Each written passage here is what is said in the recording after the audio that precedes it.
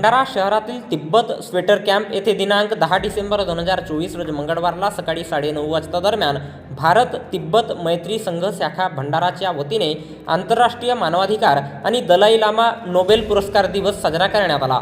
या कार्यक्रमाच्या अध्यक्षस्थानी डॉक्टर बाबासाहेब आंबेडकर समितीचे अध्यक्ष महादेव मेश्राम हे होते, तर प्रमुख अतिथी म्हणून भारत तिब्बत मैत्री संघाचे महाराष्ट्र प्रदेशाध्यक्ष आणि छत्तीसगड राज्याचे प्रभारी अमृत बनसोड, माजी नगराध्यक्ष महेंद्र गडकरी, माजी प्राचार्य अनमोल देशपांडे, सामाजिक कार्यकर्ते रोशन जांभूळकर, MW मोरे, BF कोचे, धनंजय तिरपुडे, समतेल लोकसांग, नरोबा डोलमा, ज्ञानलाल पालझुम, निम्म्या प्राध्यापक रमेश जांगडे, सामाजिक कार्यकर्ते आसित बागडे, प्रेस संपादक आणि पत्रकार सेवा संघटनेचे राज्य सरचिटणीस संजीव भांबोरे, पत्रकार शशिकांत भोयर उपस्थित होते। यावेळी मार्गदर्शन करताना महाराष्ट्र प्रदेश भारत तिब्बत मैत्री संघाचे महाराष्ट्र प्रदेशाध्यक्ष आणि छत्तीसगड राज्याचे प्रभारी अमृत बनसोड म्हणाले की आपण आंतरराष्ट्रीय मानवाधिकार दिन जगभरात मोठ्या उत्साहात साजरा करतो, मात्र आज शोकांतिका आहे की चीनकडून तिब्बती बौद्ध धर्मीयांवर आजही मोठ्या प्रमाणात अत्याचार केला जात आहे। त्यांना स्वतंत्र नागरिक म्हणून जगता येत नाही, त्यांच्यावर अनेक बंधने लादण्यात आलेली आहेत, अशा पद्धतीने शोकांतिका यावेळी त्यांनी मार्गदर्शन करताना व्यक्त केली। यावेळी मोठ्या संख्येने महिला आणि पुरुष प्रामुख्याने उपस्थित होते। और चीन ने अपने चीनी लोग 85 लाख वह तिब्बत में बिठा दिए। तो मूल का जो बहुसंख्य देश था तिब्बत बौद्ध धर्मीय, वहाँ चीन के लोग आए और चीन के लोग बहुसंख्य हो गए। चीन में कोई बोलने का स्वतंत्र नहीं है। चीन के जितने भी विहार है वहाँ चीन के सरकार का नियंत्रण है। तुम कैसी मतलब जैसा हम अपने यहाँ मेणबत्ती जलाते हैं, यहाँ बुद्ध वंदना बोलते हैं, वैसा बोलने का वहाँ कोई अधिकार नहीं है। तो चीन सरकार जो फिक्स करेगा नहीं, आपको यही करना है। दलाई लामा का नाम लेने में वहाँ बंदी है।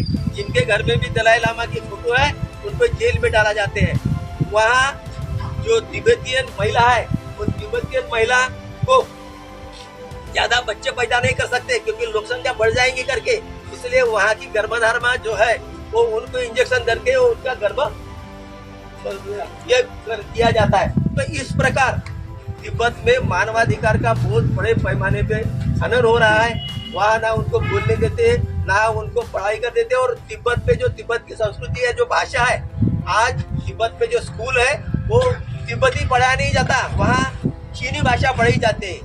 तो इस प्रकार पूरा तिब्बत अब चाइनीज हो गया है। वहाँ चाइनीज लिपि हो रही है, चाइनीज पढ़ाया जा रहा है, चाइनीज भाषा है। और वहाँ के जो गंदे लोग हैं जिसको लामा बोलते हैं, उनके ऊपर पाबंदी है। वो दलाई लामा को फोटो नहीं रह सकते, वो बुद्ध वंदना उनके भाषा में जो कुछ है वो नहीं बोल सकते। तो इस प्रकार बिना कुछ क्या बोलते हैं उसको कायदेशीर जिससे नहीं उनको अंदर कर देते, उनको जेल में डाला जाते हैं, उनको कारण नहीं पूछा जाता, उनको न्यायालय नहीं वहाँ कुछ। तो इस प्रकार मनमानी तरीके से वहाँ ये मानवाधिकार का हनन हो रहा है। और इसलिए हम भारतीय लोग ये चाहते हैं कि भारत सरकार ने विशेषता, इन्होंने तो बताया जाए, मगर यूनो का वीटो पावर जो है तो चाइना उनको विरोध करता है। तो इसलिए भारतीय सरकार से हमारा अनुरोध है कि तिब्बत में जो मानवाधिकार का हनन हो रहा है बड़े पैमाने पे, वो हनन रोकने के लिए भारत सरकार ने चीन सरकार से पहल करना चाहिए और उनको बोलना चाहिए कि तिब्बत में जो मानवाधिकार हनन हो रहा है उसको आपने रोकना चाहिए। वो बाकी तो स्वतंत्रता और आजादी के बाद तो दूर की है, अगर जो उनका भी हनन हो रहा है, मानवाधिकार का पालन नहीं हो रहा है, उसके लिए भारत सरकार ने पहल करके, चीन सरकार से पहल करके मानवाधिकार रोकना चाहिए।